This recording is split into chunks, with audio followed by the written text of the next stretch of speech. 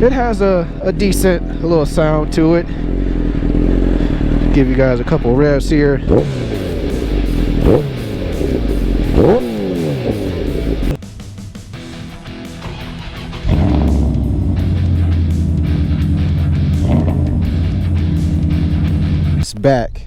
It's back, baby. The 1100 is back, all fixed up, got some new meat on her.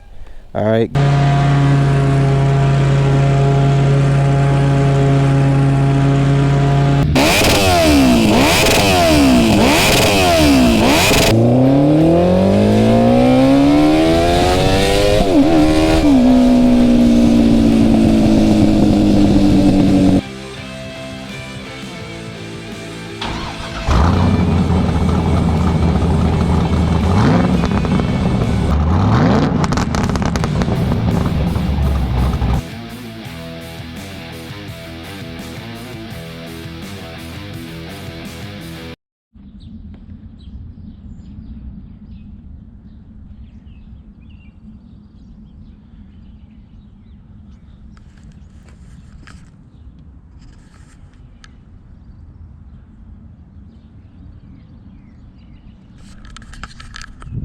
What's going on, guys? Welcome back to the channel.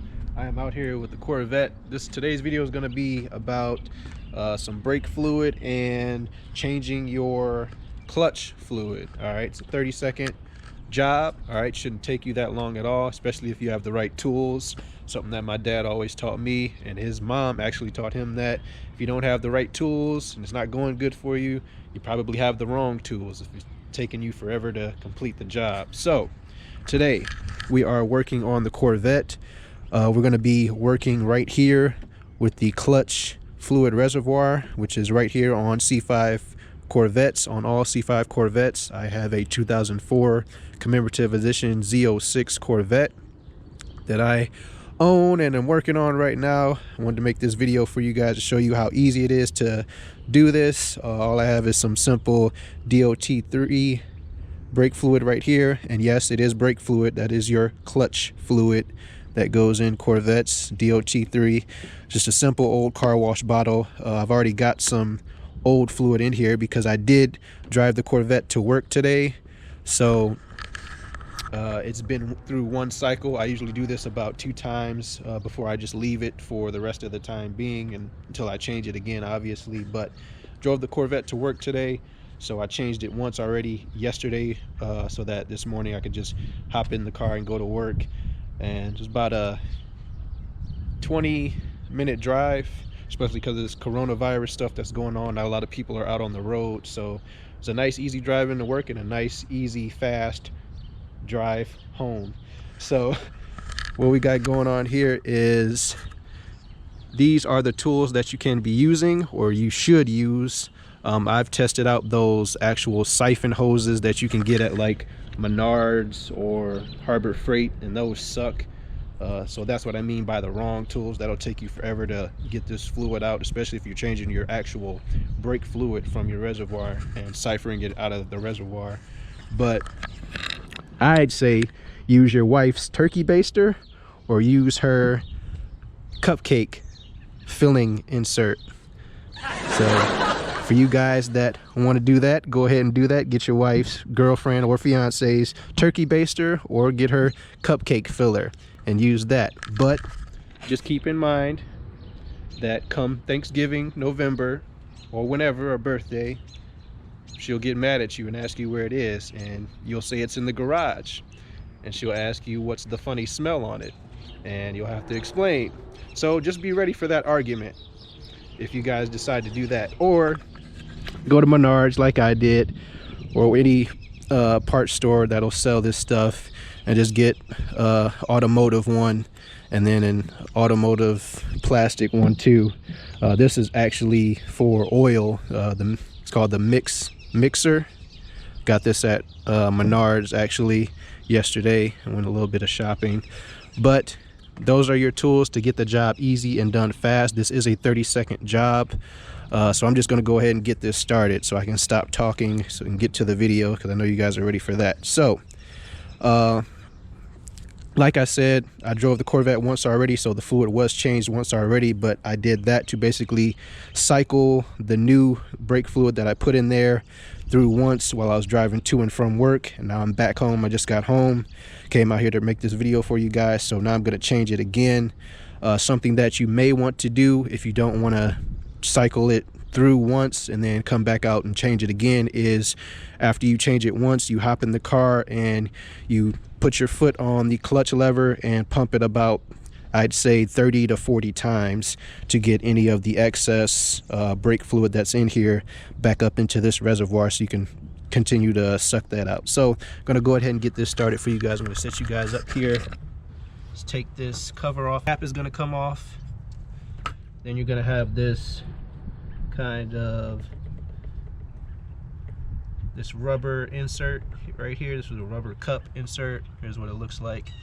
This is going to go straight down back in just like that into this reservoir.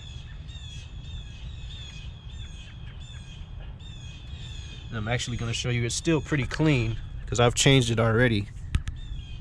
So that's actually kind of what it should look like, but I got a couple particles in there still, so I'm going to change this out again from my to and from drive home today. Get your disposable bottle here and get your wife's turkey baster. Squeeze it and then let it suck the fluid up. And then dump it in here. Now I want to bring you guys in to show you how much it actually took out just from that one little squirt. So it's pretty much all the way down to the bottom. I just have a tiny bit left, and that was just from one suction of this and dropping it down into here. So I'm just gonna get the rest of it out.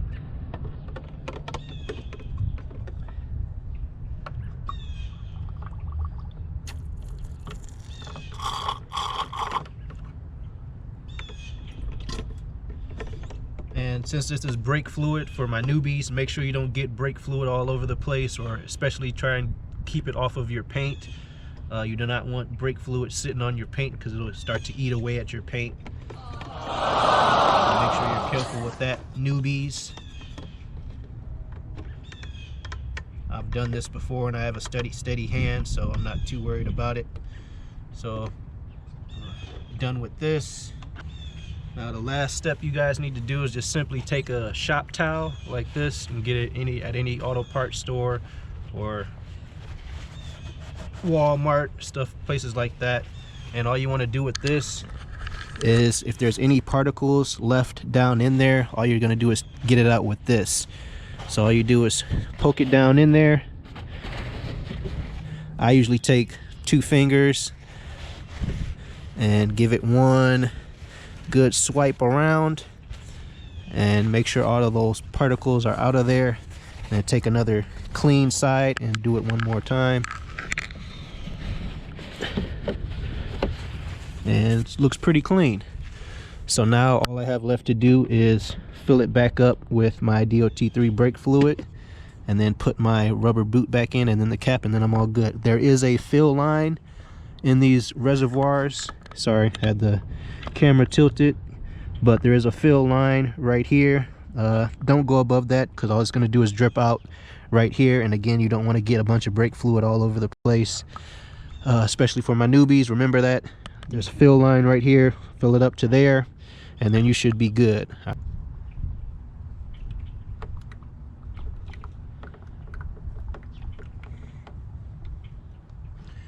And something else to be careful about brake fluid: when you're pouring out brake fluid, when you open up the cap, only make a little small incision, all right, so you can control the amount of brake fluid that's coming out, because I know a lot of guys just open this whole thing up and then a bunch of it flows out really fast and then they pour too much of it in there. So all you need is a little slit like that, so you can be able to control, or so you're able to control the amount that's coming out of the bottle. So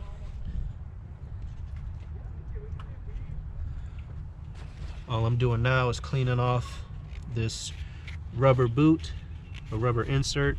If there's any particles on here, cleaning that off. Clean around the seal, because you don't want the particles falling back in here that you're trying to clean out. which is the point of changing your fluid, is to get the particles out and keep everything nice and clean. So this is going back in, dropping back in just like this. And then lastly, our cap goes back on.